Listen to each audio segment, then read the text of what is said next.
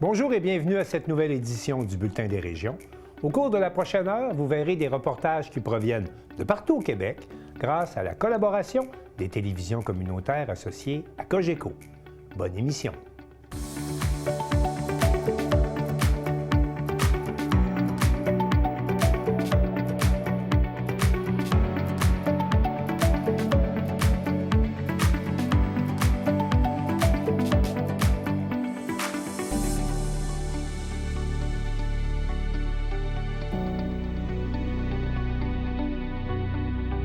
Au sommaire pour vous cette semaine, à Inverness, Laurierville et Villeroy, les aînés sont consultés sur les projets de développement de leur municipalité. À Kaposo, dans le parc Forillon, l'église du village se transforme en centre artistique. À Pessamit, l'artiste Inou Jean-Luc Hervieux est retenu par la monnaie royale canadienne pour illustrer une pièce de monnaie. À Saint-Gabriel de Rimouski, ce sera 100% country du 7 au 16 août prochain. À Sainte-Anne-des-Monts, on fait du rafting sur neige à l'occasion de la Grande Bordée 2026. À Carleton-sur-Mer, un camp de perfectionnement avec d'anciens joueurs de la Ligue nationale de hockey. À Portneuf, les courses de canot à glace animent durant 2 jours le Festival de la banquise. Aux éboulements, la 6e édition du Mégadrag Charlevoix attire de plus en plus d'amateurs de vitesse.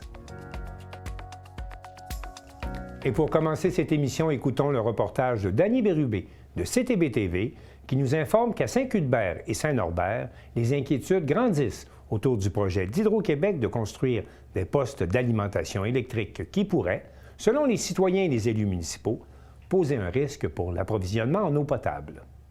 La région de Lanaudière a récemment appris qu'Hydro-Québec souhaite renforcer son réseau principal dans la vallée du Saint-Laurent afin d'acheminer davantage d'électricité en provenance du nord et de l'est du Québec vers les grands centres de consommation du sud de la province. La Société d'État soutient que les lignes actuelles à 735 kV dans ce corridor ont atteint leur pleine capacité. Elle affirme également que ce projet permettrait d'améliorer la fiabilité du réseau et d'en accroître la résilience face à des épisodes météorologiques de plus en plus intenses. Le projet prévoit la construction d'environ 200 km de nouvelles lignes à 735 kV, ainsi que l'aménagement de 2 nouveaux postes de transport à la même tension. L'un de ces postes pourrait être implanté à Saint-Norbert ou à Saint-Cuthbert dans le secteur du rang Saint-André sud-ouest. Or, en cas de défaillance d'un équipement, d'importantes quantités d'huile isolante pourraient se déverser dans la rivière Chico. Comme le réseau d'aqueduc de Saint-Cuthbert est alimenté exclusivement par cette rivière, eh bien une telle situation pourrait compromettre la qualité de l'eau potable pour plus de 1700 résidents. Devant ce qu'ils considèrent comme un risque majeur, bien un regroupement de citoyens, appuyé par la municipalité de Saint-Cuthbert, se mobilise pour tenter de faire abandonner le projet avant qu'il ne soit trop tard. On écoute M. Daniel Quirion nous parler de cette situation. Pour vous mettre dans le contexte, Hydro-Québec a plusieurs grands projets en ce moment à travers la province de Québec, dont un dans l'axe du transport Vallée-Saint-Laurent, la vallée du Saint-Laurent. Sur le tracé d'Hydro-Québec, il y a une option pour installer un poste de transport et 4 lignes à haute tension sur le territoire de Saint-Cuthbert. Si je parle de 4 lignes à haute tension, c'est pour vous mentionner que ça représente 20 millions de pieds carrés de déboisement à long terme et à vie. Et ça représente 347 terrains de football. C'est quand même immense. Et ça, c'est dans un milieu forestier de Saint-Cuthbert. Et dans ce milieu forestier-là, il y a beaucoup de milieux humides qu'on est supposé de protéger, en fait. Et le plus important encore, c'est que ce projet-là se passe dans le bassin versant de la rivière Chico, qui est la source d'eau potable de la municipalité. Dans ces 4 lignes-là, Hydro-Québec va entretenir ça pour que la végétation ne pousse pas. Fait que là, on peut parler de glyphosate utilisé pour désherber et éliminer toute végétation. Et c'est une source directement de pollution pour l'ensemble des citoyens et citoyennes qui vivent dans le rang Saint-André sud-ouest, où ce qui sont toutes sur des puits. Donc, leur eau potable aussi est menacée. Et le plus important encore, je demande tout le temps, mais Hydro-Québec a reconnu que dans un avenir plus ou moins rapproché, il allait installer un poste de transformation. Ça, un poste de transformation, ça représente des transformateurs contenant des hydrocarbures. Et en 2014, le poste Joly d'Hydro-Québec, il y a 20 000 litres d'hydrocarbures qui s'est répandu dans la nature. Et Hydro-Québec a reconnu que le risque zéro à Saint-Cuthbert n'existerait pas. Et les usines de traitement d'eau potable ne sont pas faites pour traiter les hydrocarbures. Puis c'est une source d'eau potable extérieure qui fait partie d'une rivière. Une rivière, il y a du courant, ça n'est pas un lac. On ne peut pas faire des barrières pour maintenir les hydrocarbures. Ça va rester accroché sur les rives, ça va accrocher le fond de la rivière et on va avoir ça pendant des décennies et on n'aura toujours pas d'eau potable pendant un grand bout de temps à Saint-Cuthbert si jamais un accident comme ça arrivait. Donc, c'est un épée de Damoclès au-dessus de la population de Saint-Cuthbert, le projet d'Hydro-Québec. Malgré les nombreuses démarches entreprises auprès des ministres, ainsi qu'une pétition signée par près de la moitié des résidents de Saint-Cuthbert pour demander l'abandon du projet, la municipalité affirme être toujours en attente de réponses claires de la part des autorités gouvernementales et d'Hydro-Québec. Nous écoutons à ce sujet le maire de la municipalité, M. Richard Bellumeur. En novembre, on a envoyé une lettre à la ministre des Affaires municipales. Ça a pris 1 mois et demi avant d'avoir un accusé de réception. Donc, on peut vous dire qu'il n'y a pas eu de suite à ça. On a pris contact avec l'UPA pour les informer de ça aussi. Juste comme ça, Saint-Cuthbert, c'est la municipalité la plus agricole de la rive nord du Saint-Laurent. Donc, les risques pour l'agriculture sont énormes si notre rivière venait à être polluée. Notre députée caquiste locale, Caroline Proulx, a été mise au courant des démarches. On n'a pas eu beaucoup de signes de vie non plus de ce côté-là. La ministre Pascale Derry, responsable de la Naudière, on va dire comme ça, pas de son, pas d'image. Quand on pose la question à un informé de l'hydro, si il installe un poste de transformation à la source d'eau potable de la municipalité, puis il y a un déversement, je suis à peu près sûr qu'ils vont tout faire leur possible pour que jamais ça arrive. J'en suis persuadé. Mais si ça l'arrive, qu'est-ce qu'on fait? Il n'y avait pas de réponse. Je vais te poser la question. Si ça l'arrive, qu'est-ce qu'on fait? J'aurais pu poser la question 10 fois, 15 fois, il n'y avait pas de réponse. Parce qu'on n'a pas de plan B. Notre source d'eau potable chez nous, c'est vital.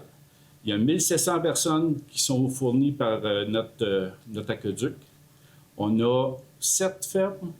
Oui, 7 fermes. Presque 7 fermes laitières et autres. On a un commerce industrie majeur qui utilise beaucoup d'eau. Pour nous, c'est essentiel. C'est pas essentiel, c'est vital de maintenir notre rivière en santé. À l'approche du début des travaux, la municipalité de Saint-Cuthbert et ses citoyens disent garder espoir d'être entendus par Hydro-Québec.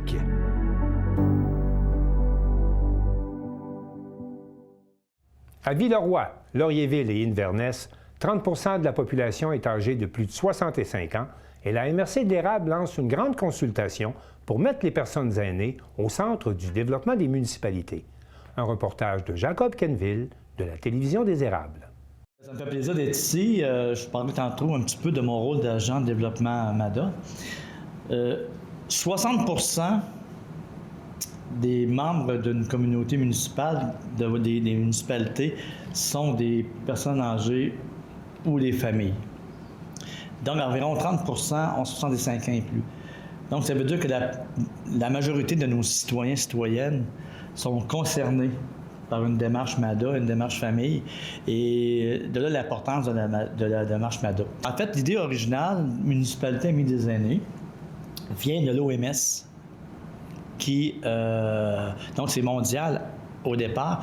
Et savez-vous que le Québec est l'endroit dans le monde où il y a plus de municipalités, où le MADA est est plus en vogue, je peux dire, où il y a plus de municipalités. Il y a 90% des municipalités au Québec qui font partie d'une démarche MADA famille.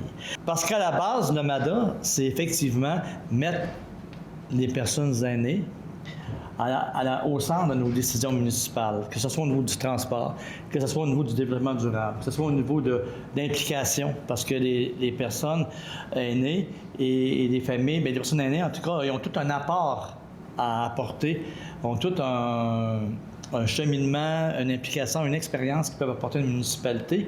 Et l'idée, c'est de leur laisser la place dans nos décisions et dans nos infrastructures, que ce soit dans les loisirs, que ce soit au niveau culturel, que ce soit au niveau du conseil, et aussi toute la question de la sécurité, hein, que nos aînés vieillissent en santé et vieillissent bien accompagnés, faire en sorte qu'ils soient en sécurité au niveau des transports. Donc ça, c'est au cœur vraiment du MADA. Lorsqu'une municipalité prend soin de ses aînés et de ses familles, bien, finalement, on finit par prendre soin de tout le monde, parce que les aînés et la famille, bien évidemment, ça rejoint tous les autres citoyens, parce que tous les autres citoyens ont une famille, ont des liens avec les aînés, donc évidemment, ça devient au cœur.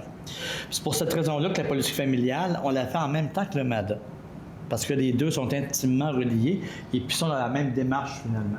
On fait les mêmes étapes, c'est les mêmes discussions, puis au bout du compte, on fait un plan d'action qui va convenir aux personnes aînées, mais qui va convenir aussi à la famille.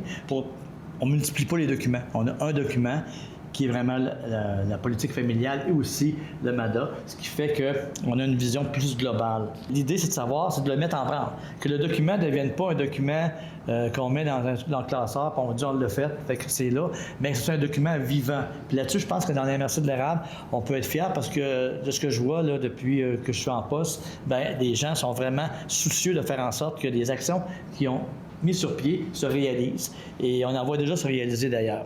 Mon rôle, justement, comme agent, j'y reviens, c'est exactement ça, c'est d'aider les municipalités à faire le suivi puis à réaliser leurs actions. Les aider à faire le bilan, puis à les outiller, puis à trouver les ressources nécessaires pour que le plan demeure viable, puis pour qu'on puisse se réaliser. Puis il y a des choses qui ne sont pas réalisables, des choses qui le sont, mais c'est vraiment de faire un suivi pour que le plan, c'est pas tout seul, là, il y a un comité, chaque citoyen, chaque municipalité a un comité de suivi composé de citoyens, d'élus et d'administrateurs pour justement faire un suivi rigoureux de la démarche MADA. Sans compter que la MRC de l'érable aussi a un comité MADA avec un plan d'action MADA qui a été mis sur place, dont il y a des priorités qui ont été faites et qu'on est en train de mettre aussi en branle. Ce qui est intéressant, c'est la phase de consultation. Évidemment, c'est la participation qui fait foi de tout. Et on rentre dans cette phase importante, cette phase cruciale. Et les responsables MADA des 3 municipalités qui sont dans le volet 1 consultation vont avoir l'occasion de venir nous expliquer peut-être certaines réalisations qui ont été faites, mais aussi comment ça va marcher, cette consultation-là. Puis, je vous remercie beaucoup. Dans chacune des municipalités, les comités MADA Famille souhaitent entendre la population afin d'identifier les besoins et les priorités pour les prochaines années. À Inverness, Villeroy et Laurierville, les citoyens sont invités à participer à des sondages et à différentes consultations. Ces démarches permettront notamment de poursuivre des initiatives déjà réalisées dans les dernières années, comme l'amélioration d'infrastructures communautaires, l'aménagement d'espaces publics ou encore des mesures favorisant la sécurité et la qualité de vie pour les résidents. Pour en savoir plus sur la démarche et les objectifs de ces consultations, j'ai discuté avec Mario Fortin, agent de développement MADA à la MRC de l'érable. Le projet MADA, c'est un projet qui, à la base, est dans tout le Québec. Même, je dirais, c'est mondial, parce que ça vient de l'Office de l'OMS, l'Organisation mondiale de la santé. Et au Québec, depuis 2009, il y a un programme, justement, qui permet aux municipalités de faire un programme Municipalité Amis des aînés. Et ce programme-là, il y a 90% des municipalités au Québec qui adhèrent. Et ici, dans la MRC de l'érable, il y avait 3 municipalités qui font le volet 1. Présentement. Et il y a 7 municipalités qui ont déjà fait le volet 1, mais qui sont dans le volet 2, c'est-à-dire le suivi. Il y a une subvention du gouvernement qui vient avec le projet MADA pour soutenir les municipalités. Donc, ça fait partie de la démarche là, du projet MADA. En tout et partout, si on met ensemble les 10 municipalités de l'érable plus le comité de la MRC, il y a environ 300 actions qui ont été pensées et réfléchies à la suite des sondages, les différents sondages donc, ces actions-là, ils ne sont pas tous réalisés parce que l'on fait un suivi, puis il y en a qu'on va dire, on n'a pas l'argent pour le faire. Donc, on va dire, finalement, ça ne répondait pas. Mais la plupart vont se réaliser concrètement. C'est ça la force de MADA. C'est d'être capable, c'est quand on va consulter, on est plus collé à ce que les gens veulent. Évidemment, c'est sûr que il y a des choses qu'on peut faire, puis il y a des choses que même si les citoyens veulent, on ne pourra pas passer tout pour Eiffel à la piste civile, quand même que les gens voudraient. Il y a quand même des choses qui... Mais c'est ça le but du comité, c'est de regarder les besoins, de voir, être capable de prioriser qu'est-ce qui est faisable, puis qui est à hauteur de budget et de la municipalité aussi. C'est sûr qu'évidemment, l'argent est un facteur important parce qu'il y a des investissements à faire. Faut qu'on fait un peu, il peut y avoir sky is the limit à un moment donné. C'est l'argent qui est toujours la limite dans ça. Mais il y a quand même une bonne volonté. Les municipalités sont bien impliquées là-dedans.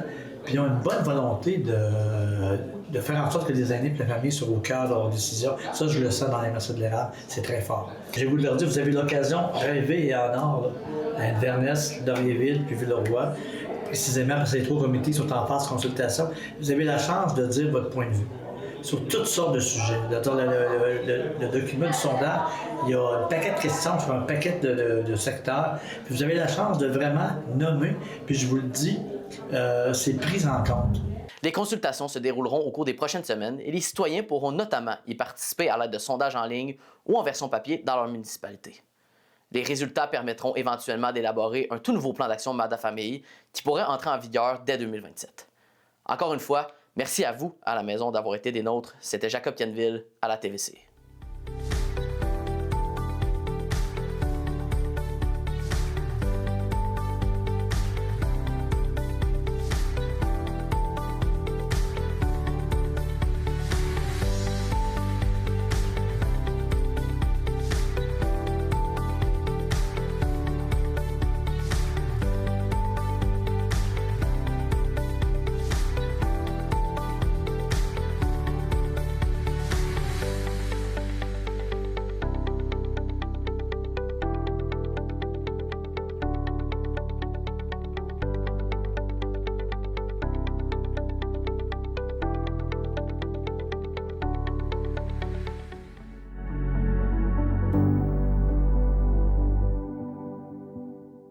Igor Nérisson de Télégaspé visite le chantier de l'église de Capozzo, dans le parc Forillon, qui deviendra dans quelques semaines un centre artistique.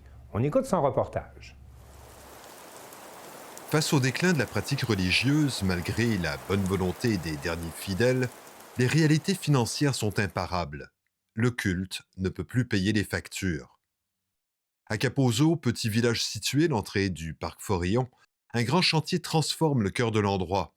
L'église, qui était autrefois l'épicentre de la vie religieuse et sociale, est en train de renaître afin qu'elle reprenne sa place au cœur de la communauté.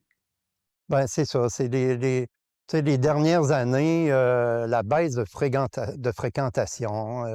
On ne peut pas dire que les gens perdent la foi nécessairement, mais les gens sont moins attachés à participer à la messe comme telle, à participer à la vie religieuse des paroisses. Fait que ça fait que c'est des grands bâtiments. Nous, on a quand même on a pu tenir quelques années parce que on avait 2 systèmes de chauffage, un pour la grande église, un pour la sacristie. Donc, quand il a commencé à avoir des baisses de fréquentation, on fermait l'hiver la grande église, on allait dans la sacristie. Ça nous a permis de tenir le coup pendant quelques années, mais les dépenses nous rattrapent. C'est des grands bâtiments, ça demande beaucoup d'entretien. Puis, la baisse de fréquentation, la baisse de l'argent qu'on pouvait obtenir avec tous les frais inhérents, bien, c'était plus possible. Il fallait vraiment là, prendre une décision par rapport à ça de fermer la paroisse, fermer l'église. Construite en 1951 et désacralisée en 2023, l'église était menacée de fermeture et même d'abandon. Les responsables de l'endroit n'avaient d'autre choix que de lui trouver une nouvelle vocation. Comme partout au Québec, le patrimoine religieux se métamorphose. Certaines églises sont transformées en centres communautaires, en logements, en gymnases, en restaurants. À Capozzo, l'art sera au centre de la renaissance du bâtiment. Une décision mûrement réfléchie. Au début, on avait 2-3 idées. Au début, on avait pensé faire tu sais, on est à l'entrée de Forillon, les exproprier. On avait pensé faire un genre de musée d'artefacts de Forillon expropriés, histoire de Forillon. Puis, Comme deuxième idée, on avait pensé faire comme une école de cirque. On a des plafonds quand même élevés, on a un bel espace. Ça, c'est une deuxième idée qu'on avait. Après ça, on avait une idée de faire un centre d'art, un centre d'artistes. Il y a une école de cirque qui s'est ouverte aux îles de la Madeleine. Donc, encore là, on s'est dit, pourquoi dédoubler des projets? On est revenu sur le centre d'art. À ça, on a fait un 5 à 7 avec les artistes en 2020 pour un peu voir avec eux, est-ce qu'un centre d'artistes, ils trouveraient ça intéressant. Puis ça nous a confirmé que le projet, là, on était en bonne voie parce que les artistes souhaitaient une maison de la culture, un endroit pour se rencontrer, pour échanger, exposer, pour y travailler, pour créer des choses dans un espace, euh, qui est à tout le monde. Donc, qui n'ont pas nécessairement à dépayer des grands coûts pour utiliser. Fait que ça nous a vraiment confirmé que le projet avait du sens. Ne voulant pas voir l'Église disparaître, la population s'est montrée favorable et même enthousiaste à l'idée que le lieu reprenne sa place dans les cœurs de la communauté. Au départ, ce qui revenait, c'est ça. Les gens, ce qu'ils souhaitaient, c'est qu'on conserve le bâtiment. Le bâtiment est au cœur du village. Ça a toujours été un lieu de rencontre. Donc, ils voulaient qu'on conserve le bâtiment. D'en faire un centre artistique, ça redevient un endroit où est-ce que les gens vont pouvoir venir, rencontrer du monde, échanger avec le café bistrot qu'on installe. Ça va être un endroit de partage. Donc, on maintient la vocation, si on peut dire, qui était l'Église à l'époque, avec le perron pour les discussions. Le futur centre artistique offrira une variété d'activités et de services destinés autant aux artistes qu'aux citoyennes et citoyens de la région. Bon, à l'entrée, il va y avoir la bibliothèque municipale, que présentement, elle est à la petite école à côté, dans un petit local que nous, on a offert à la ville et aux bibliothèques, au réseau de bibliothèques, d'installer à l'entrée de la bibliothèque municipale.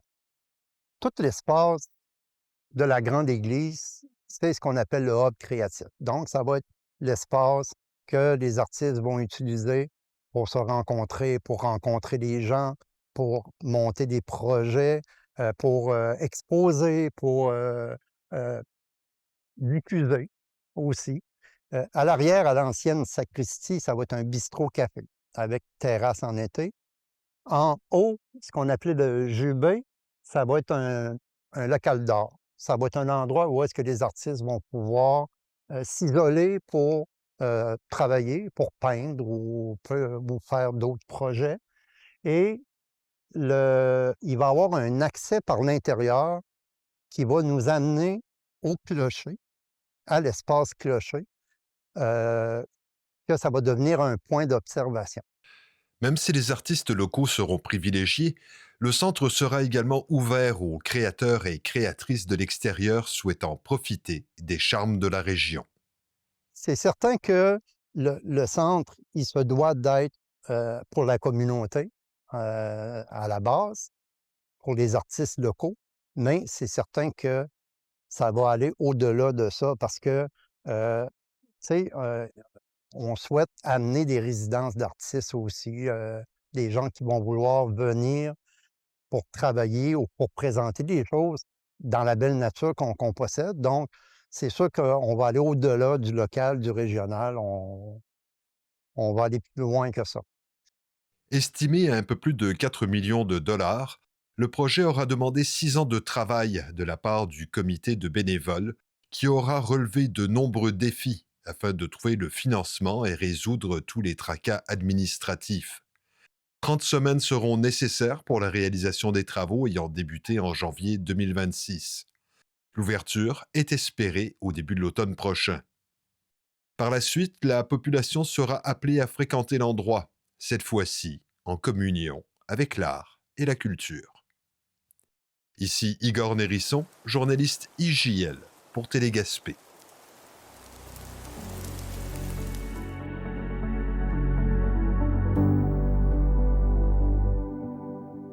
La Monnaie royale canadienne lance une nouvelle collection de monnaies autour du thème des parcs nationaux et Joanie Gaudreault de la télévision du Littoral nous apprend que c'est l'artiste inou Jean-Luc Hervieux de Pessamit qui a illustré la monnaie représentant la réserve du parc national de l'archipel de Mingan. Tout a commencé à l'automne 2024 lorsqu'un appel de candidature a circulé pour une nouvelle collection de pièces commémoratives liées aux parcs nationaux. Jean-Luc Hervieux a décidé d'envoyer un tableau qu'il avait peint sans trop avoir d'attente. À partir de photographies fournies par la Monnaie royale canadienne, l'artiste inou a réalisé une toile en peinture acrylique représentant le parc national de l'archipel de Mingan, un lieu qu'il n'avait pourtant jamais visité. Même s'il a travaillé plusieurs années au chantier de la Romaine à Havre-Saint-Pierre, il n'était jamais allé au parc. Quelques semaines plus tard, la nouvelle tombe, le peintre reçoit un appel de la Monnaie royale canadienne pour lui dire que son tableau avait été choisi. C'était une belle surprise pour lui. Si la réalisation s'est faite relativement rapidement, certaines modifications ont été demandées par la suite. L'artiste avait d'abord peint le paysage avec de la neige, mais on lui a demandé de changer pour une scène estivale. Des ajustements mineurs mais nécessaires pour correspondre à l'image recherchée. Une fois le contrat confirmé, un autre défi s'est imposé, garder le secret. Monsieur Hervieux a dû garder ça pour lui et sa femme durant 1 an. Ce n'est qu'au moment de recevoir un courriel confirmant que la pièce avait été frappée que la nouvelle a pu être rendue publique, soit le 2 février. Aujourd'hui, cette reconnaissance demeure une source de fierté. Artiste depuis plus de 3 décennies, Jean-Luc Hervieux se définit d'abord comme peintre, même si son parcours est varié. Illustration de livres pour enfants, projets communautaires, œuvres pour des événements comme la randonnée Vélo-Vallée, l'art a toujours fait partie de sa vie. Parmi les premiers participants du symposium de peinture de Bécomo, Jean-Luc Hervieux admet que son rythme de travail n'est pas adapté à ce genre d'événement. Son processus de création est patient, parfois long. À 62 ans, Jean-Luc Hervieux ressent plus que jamais le désir de transmettre sa passion. Il a d'ailleurs donné des cours de dessin à 3 reprises à Pessamit, une expérience qu'il décrit comme très positive. L'artiste est également illustrateur de livres pour enfants. Le conseil de bande l'a embauché pour moderniser les bouquins qu'il avait illustrés il y a de nombreuses années. Résidant à Pessamit depuis toujours, l'artiste reste profondément attaché à sa communauté. Même s'il n'a pas encore la pièce de monnaie entre les mains, il garde l'essentiel, la reconnaissance de son travail et la satisfaction d'avoir laissé une trace durable. La nouvelle collection de la Monnaie royale canadienne s'intéresse aux parcs nationaux du Canada. Elle invite à parcourir le pays et à découvrir ses paysages. Quelques 7000 exemplaires des 4 pièces sont mis en vente au coût de 279,95 $. Joanie Gaudreault, à Pessamit.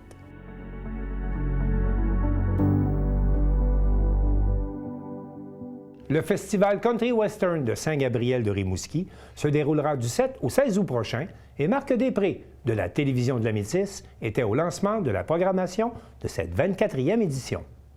Eh bien, Louis-Georges Lévesque, encore une fois cette année, vous êtes le président du Festival Country Western de Saint-Gabriel. Bien, j'ai encore la chance d'être à la tête de cette magnifique équipe, évidemment, là, qui compose tout mon comité. C'est sûr que être à la tête, c'est une chose, puis de travailler avec ces gens-là, c'en est un autre, c'est très agréable. De toute façon, avec notre groupe, ça va super bien, puis on prépare encore cette année une merveilleuse 24e édition.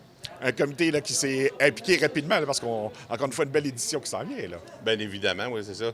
À tous les ans, c'est un peu la même chose. On a fait notre réunion de notre Assemblée générale directement au mois d'octobre.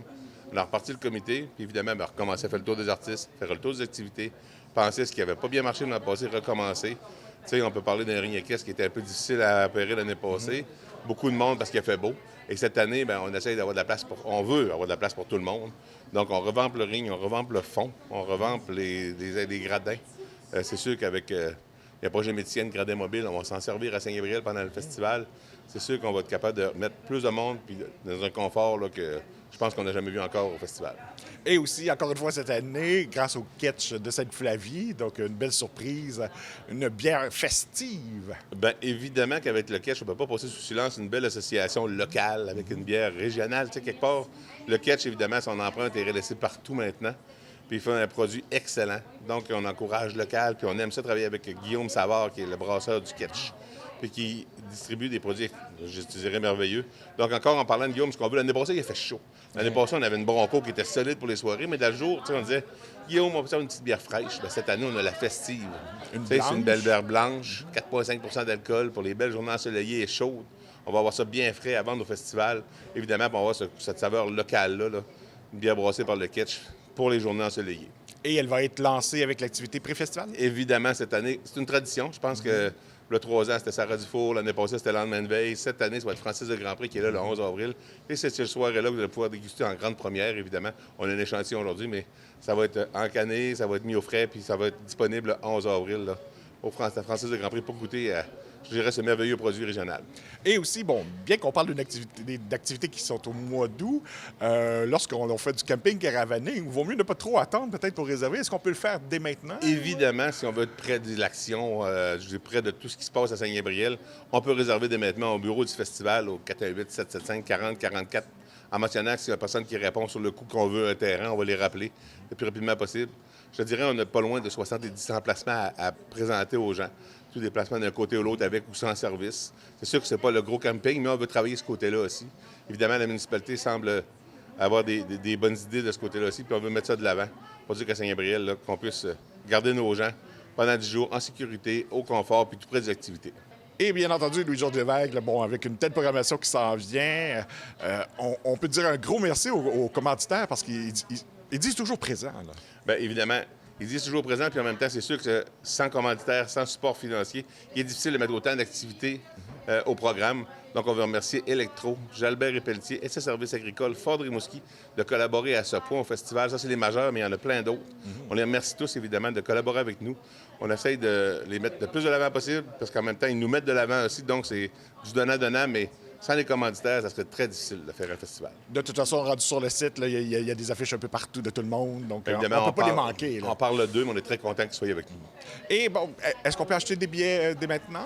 Ou... Ça ne sera pas long parce que nous, il nous reste quelque chose quelques points à peaufiner. Évidemment, les dépenses étant ce qu'elles sont. On doit comptabiliser nos dernières dépenses. Plein de soumissions sont demandées. Et dès qu'on va avoir les réponses à tout ça, on va mettre des billets en vente le moins cher possible. Évidemment, c'est ce qu'on veut. Est-ce qu'on va pouvoir garder le même coût que l'année passée? Je ne suis pas certain, mais on va essayer. Donc, l'année passée, dès que ça va être disponible, on va le mettre sur le site. On va l'annoncer chez vous. On va l'annoncer partout. Donc, les billets vont être disponibles sur le site en forfait d'abord, comme d'habitude, puis après ça, en billets à prix régulier. Et le site Internet, c'est quand on tape de toute façon le Festival Country Western de Saint-Gabriel, on tombe automatiquement dessus. Déjà en vente, évidemment, il y a Francis de Grandpré qui s'en vient nous voir le 11 avril. La salle est trop corps pleine, mais il reste encore de la place. Donc, on vous invite à venir festoyer avec nous ce 11 avril avec Francis de Grandpré. Les billets sont disponibles sur le site du festival. Bien, merci beaucoup. Ça fait plaisir.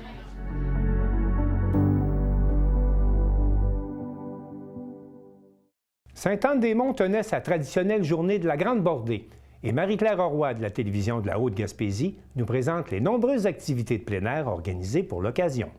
Bonjour tout le monde! On est aujourd'hui au centre de plein air de la Haute-Gaspésie pour la Grande Bordée. Et je suis avec Benoît Lévesque, qui est président du centre de plein air, dans le fond. Je suis président du conseil d'administration du centre de plein air de la Haute-Gaspésie. Aujourd'hui, on est ici parce que c'est la Grande Bordée. Est-ce que tu peux nous parler un peu des activités qui vont avoir lieu pendant la journée? Bien, premièrement, il y a du ski toute la journée, incluant ce soir. C'est gratuit. On a aussi les optimistes qui sont ici, qui offrent des hot dogs gratuits. On a du rafting sur neige. Sylvain Gaumont, on a fait un parcours avec un VTT puis un Zodiac. Ça aussi, c'est gratuit. Sylvain, j'aimerais ça que tu nous expliques un peu qu'est-ce que tu as fait ici avec les jeunes en fin de semaine. Bien, j'avais un Zodiac, ça fait une couple d'années que je ne mettais plus à l'eau, puis que j'ai fabriqué un petit traîneau à même le Zodiac pour amuser les enfants justement avec un beau sirop que au bois nous ont commandité pour l'activité justement en plus. Fait que, ouais, c'est le fun. C'est le fun. Tantôt, c'était plein de flots. Là. Je fais une petite pause, mais ça va revenir tantôt. Là. Fait que là, tu vas nous amener faire un petit tour de Zodiac. Oui, une petite virette. Zodiac, ça neige, pas celui-là, ça neige. Ça fait combien d'années que tu fais ça ici Ça à la fait Grande Bordée? environ 7-8 ans, là, je pensais tantôt. Ouais, ça fait 7-8 ans. Ici, là, l'implication, ça fait 4-5 ans qu'on fait le chocolat chaud parce qu'on trouve ça important d'embarquer. Aussi, ça fait partie de notre rôle d'embarquer au niveau de la communauté. Fait que, oui, puis l'été, on embarque aussi dans la Saint-Jean-Baptiste. L'année passée, on a fait la vague humaine. Là, on devrait embarquer aussi bientôt, c'est les 50 ans et plus. Fait qu'on devrait embarquer aussi là-dedans pour être bénévole pour... Fait que c'est ça, là. On essaie d'embarquer au niveau de la communauté le plus possible pour démontrer que la Maison des Jeunes sert à quelque chose aussi. C'est une grosse journée pour vous autres aujourd'hui, la Grande Bordée. Ça représente quoi? Le centre de ski, c'est comme un point de rencontre. Donc, quand ils font la Grande Bordée, c'est comme tout le monde se rassemble. Puis c'est comme chaleureux, là, quand on descend. Puis on descend tout avec une lumière, il fait noir, c'est beau, là. C'est comme ce soir, c'est comme ça va être plus cool parce qu'on va avoir comme les bâtons lumineux puis on va descendre tout ensemble, là. Puis alors le DJ, on va tout s'amuser. Puis les conditions de neige aujourd'hui, c'est comment? Moi, ils sont pas pires. Il fait quand même chaud pour aujourd'hui, mais ça glisse bien. Je suis venu profiter de cette magnifique journée de la Grande Bordée qui est organisée par les gens du centre de ski, du centre de plein air de la Haute-Gaspésie, qui est menée par un groupe de bénévoles très dédiés, très dévoués, qu'on remercie énormément. Puis ça tient à cœur, j'imagine, la MRC aussi, les centres de plein air, les infrastructures au niveau sportif. C'est essentiel, mais regarde aujourd'hui comment c'est rempli de monde. Fait que les gens s'amusent, les gens sont bien. C'est ça qui est vivre en Gaspésie, vivre en Haute-Gaspésie, c'est comme ça. Puis aujourd'hui, c'est une journée un peu spéciale. Oui, c'est la Grande Bordée. Oui, puis est-ce que ça change un peu votre travail? Ben, écoute, pas vraiment, là. Il y a quand même pas mal de monde, là. Arrête de mentir, Simon. C'est gratuit aujourd'hui, je pense. Oui, fait c'est que, gratuit. oui, ça amenait un petit peu plus de monde. Mais au moins, il y en a de tous les âges, c'est ça qui est le fun. Hein? Il y a beaucoup de monde qui travaille aussi pour le centre de plein air ici. On a 3 employés temps plein, puis on a un employé temps partiel. Puis beaucoup de bénévoles. Bien, c'est ça. Je pense qu'il y a beaucoup de bénévolat qui se fait parce qu'on ne pourrait pas réaliser cette belle fin de semaine-là non plus, ni toutes les fins de semaine où on a du ski. Hein. Tout à fait. Par rapport à la dameuse, c'est des bénévoles qui opèrent la dameuse. Un groupe de bénévoles qui gère le bar et la vente de billets. Je suis présentement avec Ariane, qui est bénévole ici au centre de plein air. Ça va bien, Ariane? Oui, Marie-Claire, toi? Oui, ça va très bien. Tu es ici pour une grosse journée aujourd'hui, mais tu fais du bénévolat aussi pendant la saison. Oui, bien là, moi aussi, je suis là pour l'avant-midi. Donc, je viens donner un coup de main. Mes enfants font du ski ici. C'est important, hein, le centre de plein air. On a la chance d'avoir des belles infrastructures. On veut que ça serve. Donc, c'est important de s'impliquer. Et j'entends qu'on a un grand besoin au niveau de bénévoles ici pour la billetterie, le bar, etc. C'est quoi l'implication de la Ville dans la journée d'aujourd'hui? Alors, oui, je suis conseillère municipale à la Ville de Sainte-Anne-des-Monts. Donc, la Ville s'implique cette année, aujourd'hui, là, pour la Grande Bordée. Elle est là pour supporter vraiment la réalisation de cette journée-là. Donc, donne un coup de main pour les billets de remontée, les petits cornets de sucre qu'on voit. Donc, c'est vraiment le partenaire là, officiel de la journée de la Grande Bordée aujourd'hui. Vous avez fait des améliorations aussi dans le chalet de ski depuis quelques années. Peux-tu nous en parler un peu? Bien, il y a eu le bar qui a été complètement rénové en 2021. Moi, j'ai arrivé à l'automne 22 sur le CA. Le bar a été fait en 20 ou 21. Après ça, ce qu'il y a eu de majeur, la cuisine a été complètement refaite en 2023. Puis après ça, il y a eu le foyer. Cette année, il y a le foyer. C'était plus simple de mettre des foyers électriques qui sont chauffants. Ils dégagent la chaleur parce que la cheminée était plus conforme. Fait que c'était vraiment un gros projet de remettre ça tout conforme. Aussi, on parlait de nouveautés, la location depuis l'année passée. Fait que c'est vraiment populaire. On est vraiment content d'avoir ce service-là puis d'avoir travaillé sur ce projet-là aussi. Là. Après ça, ce soir, il va y avoir de la musique, un DJ qui va arriver sur l'heure du souper. Après, le ski soirée à partir de 18h jusqu'à 20h30, gratuit toujours. Puis à 20h30, descendre au flambeau. Je dis flambeau, mais c'est plus avec des bâtons lumineux. Puis à 9h, les feux d'artifice. Puis après ça, la musique va continuer pour ceux qui veulent profiter de la soirée.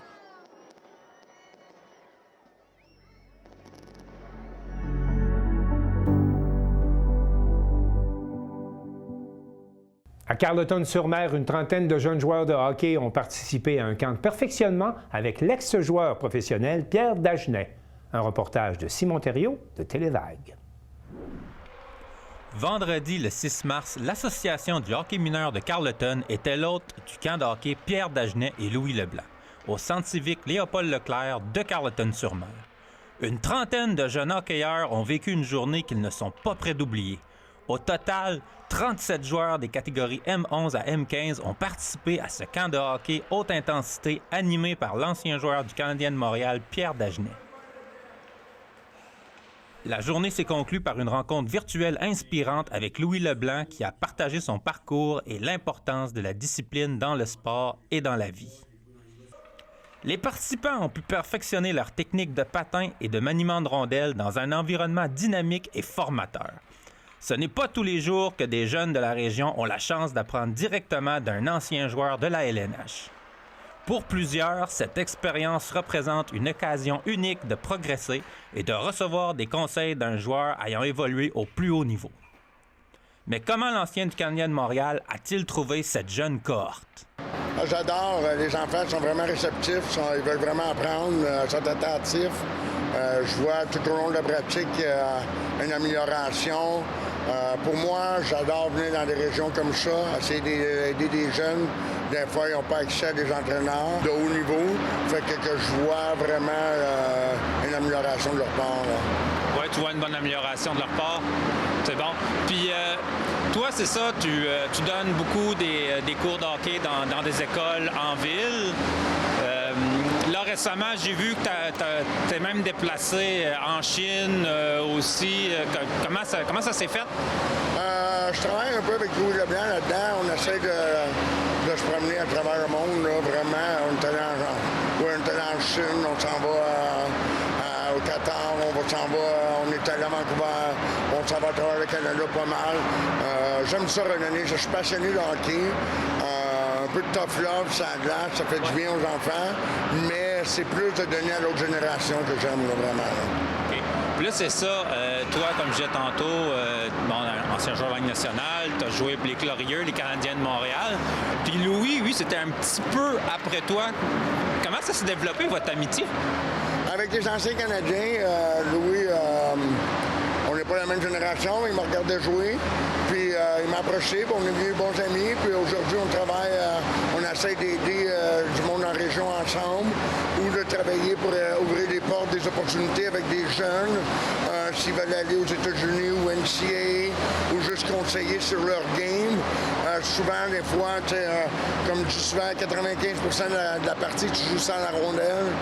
C'est plus vraiment le positionnement sans la rondelle et tout. Fait qu'on aide des familles, vraiment, les jeunes, à regarder leur game, break down leur game, les appeler, faire des vidéos avec eux autres et tout.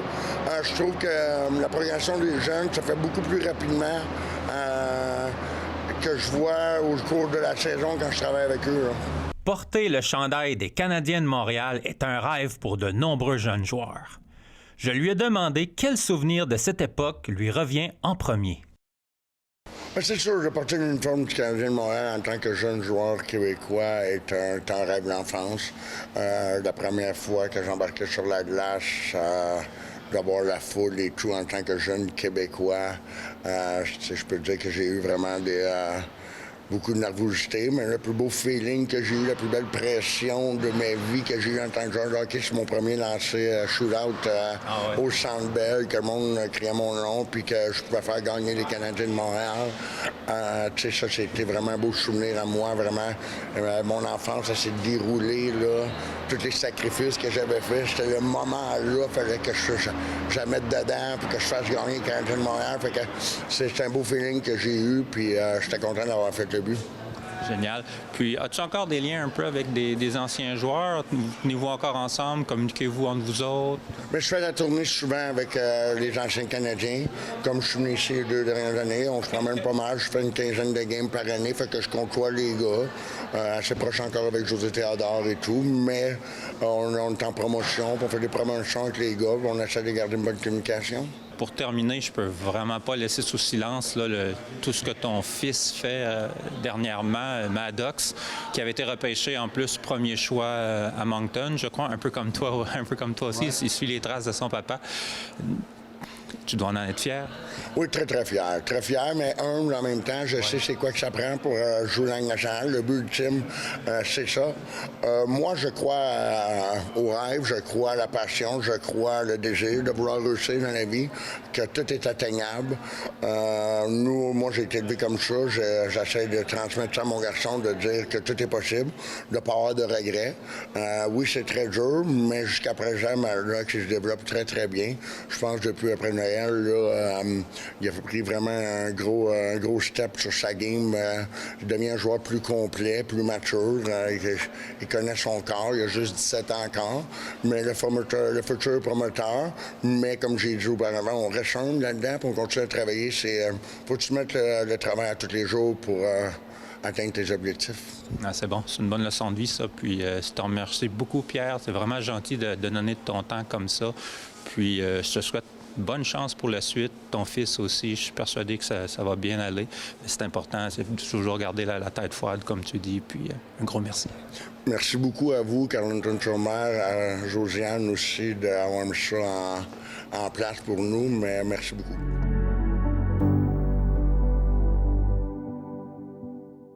Pas moins de 5 courses de canot à glace étaient à l'affiche du Festival de la banquise à Portneuf. Et Papa Moussa Camara de CJSR nous rapporte que l'événement a attiré des milliers de visiteurs. Sur les rives du fleuve Saint-Laurent, l'hiver s'est célébré dimanche à travers une tradition spectaculaire, le canot à glace. La municipalité de Portneuf a accueilli la 7e édition du Festival de la banquise, un événement devenu au fil des années un rendez-vous incontournable pour les amateurs de sport nordique et de culture québécoise. Le festival accompagne la célèbre course de la banquise, l'une des courses officielles de canot à glace au Québec. Je pense qu'on se démarque comme festival de canot à glace parce qu'il y a 5 courses. Selon les organisateurs, l'objectif est de transformer la compétition sportive en véritable fête populaire. On est venu créer de l'animation, un événement autour de la course de canot à glace pour rendre ça familial, rendre ça attirant pour tout le monde. Pendant 2 jours, les visiteurs ont pu découvrir des produits du terroir, assister à des conférences et participer à différentes activités culturelles. Cette année, la programmation mettait particulièrement l'accent sur les savoir-faire traditionnels.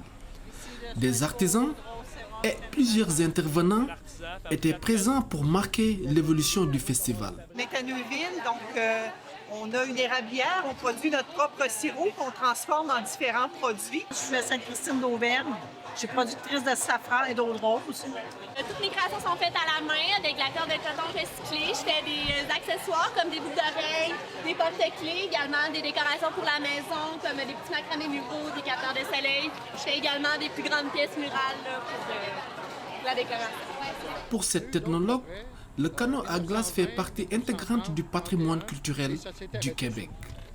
À l'époque de la Nouvelle-France, cette embarcation servait principalement de moyen de transport entre les 2 rives du fleuve. Premier témoin d'une traversée assez intense, merci, entre ce qui est aujourd'hui Lévis et Québec, c'est Samuel de Champlain qui était à l'habitation où ils habitaient et qui a vu des groupes autochtones qui étaient là. On croit que c'était des Inuits qui ont traversé dans des canaux d'écorce sur les glaces et qui s'en allaient pour pouvoir aller de l'autre côté rencontrer Champlain à l'habitation.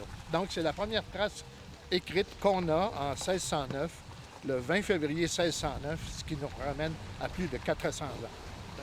Avec le temps, cette pratique utilitaire s'est transformée en compétition sportive.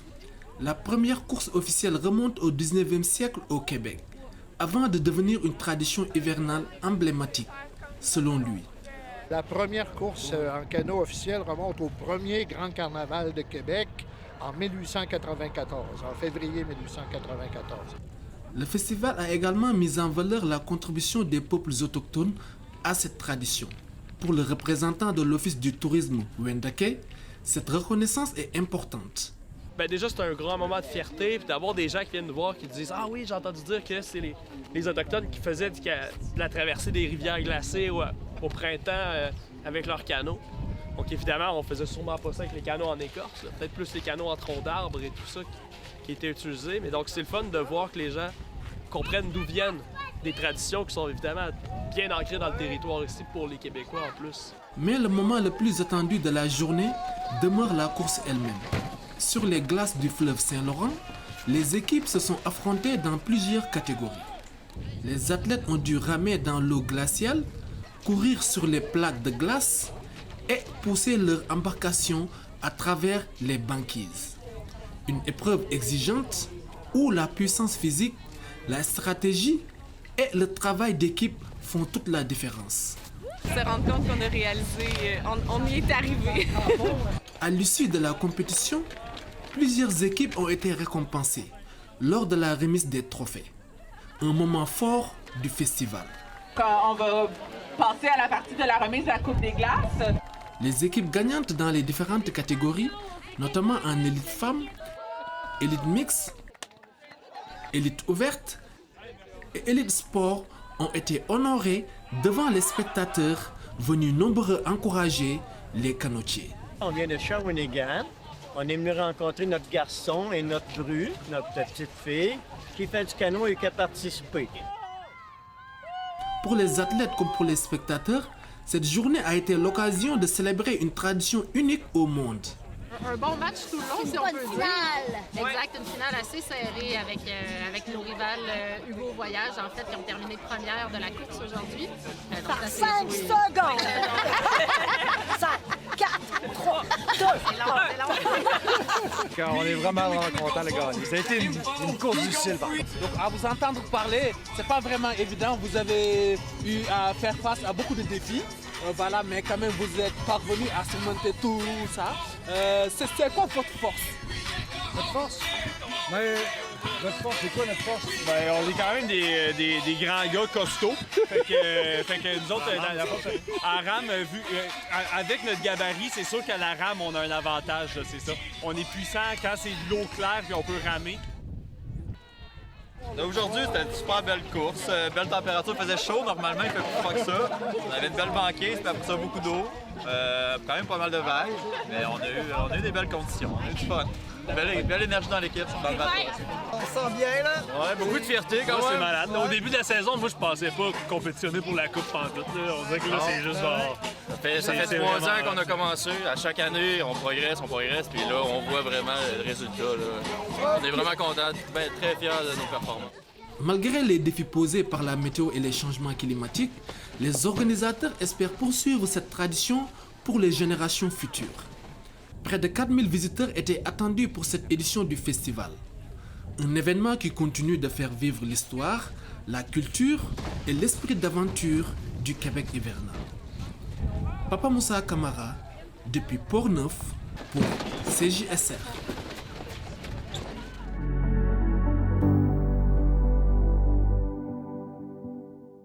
C'est le 28 février dernier qu'avait lieu le 5e Mégadrag Charlevoix aux éboulements. Et Félix Chouinard de TVCO nous explique l'origine de cette compétition qui attire, chaque année, de plus en plus de mordus de courses d'accélération. Le Mégadrag, c'est le rendez-vous de motoneige dans Charlevoix. C'est une histoire de famille, d'amitié, mais surtout de skidoo. Ce soir avait lieu le lancement de la 5e édition, une année pleine de nouveautés.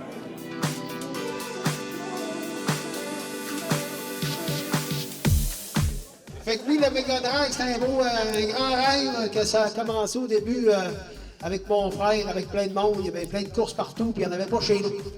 Fait que là, mais ça a permis quoi? Ça a permis que depuis 5 ans, il y a beaucoup plus d'équipes de Charlevoix maintenant. On est rendu au moins avec 7-8 équipes de Charlevoix qu'il n'y avait pas avant. Le Mégadrag a créé un engouement pour les courses de skidoo. Parce que la vitesse, c'est là. Si tu veux en faire, c'est là qu'il faut que tu viennes. Dans les courses, dans les tracks, non dans les sentiers fédérés. La 5e édition du Mégadrag aura lieu le 28 février aux éboulements. Cette édition apportera quelques modifications, dont une sortie dédiée pour les coureurs, un accès au paddock pour le public, un tout nouveau radar à vitesse et même un partenariat avec Hélico Charlevoix pour des tours d'hélicoptère à un prix spécial Mégadrag. À chaque année, on fait notre possible pour pousser encore plus l'événement, s'assurer que la sécurité de nos membres, de nos coureurs, de nos spectateurs puisse être toujours à un niveau supérieur.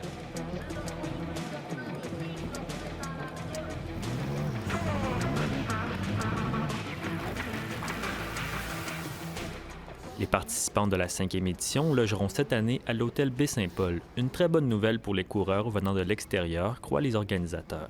L'année passée, après la course, tout le monde s'en allait à l'hôtel Nos Aïeux, aux éboulements, mais il y avait une problématique pour stationner les trailers, parce que les gars sont comme un mariage avec le pick-up et le trailer, là, ils ne veulent pas être dépidés, là, parce qu'ils ont des machettes qui ont beaucoup de valeur dans les trailers, puis c'était compliqué, puis c'était problématique. Fait que cette année, tout se transfère à l'hôtel Baie-Saint-Paul, le gourmet, restaurant Le Gourmet, l'hôtel Baie-Saint-Paul. Tout s'en va là, c'est l'hôtel des coureurs, puis des commanditaires, puis le monde, on s'en va là, le party pogne là après. C'est là, juste après aussi, la piste commence dans le cours de l'hôtel. Fait que si les gars veulent venir, vu que c'est le début, on a toujours choisi la première fin de semaine, la relâche. Il y a une raison pour ça, il y a une raison. Nous autres, on a conquis les coureurs, ils sont tous là. Le reste, on est-tu capable de garder le couple de jours de plus qui descendent avec les femmes et les familles pour profiter de la belle région de Charlevoix parce qu'on vit sur un paradis sur terre dans Charlevoix, puis des fois, on s'en rend pas compte quand on vient d'être là. Encore cette année, la course des bonhommes sera de retour, une tradition dont les organisateurs sont bien fiers.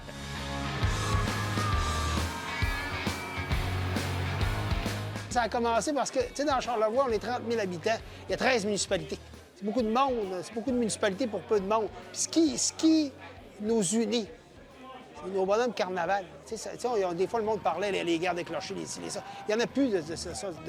En mettant les bonhommes carnaval, c'est l'emblème. Si ces bonhommes-là, carnaval, seraient capables de parler, là, ils nous en compteraient des histoires sur 60 ans d'histoire de carnaval. Fait que quand tu arrives, tu dis « Faites du bruit pour le bonhomme carnaval, des éboulements », bien, ceux qui des éboulements, ils se lèvent les bras. Quand on fait la même affaire, Petite Rivière, Saint-François, je pense qu'il y en avait 8 ou 9 l'année passée.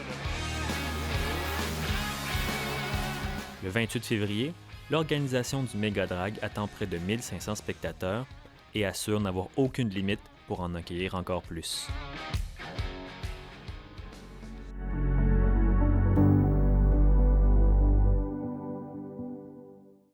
C'est tout pour le bulletin des régions cette semaine. J'espère que cela vous a plu. Je remercie toutes les stations de télévision participantes et je vous dis à bientôt.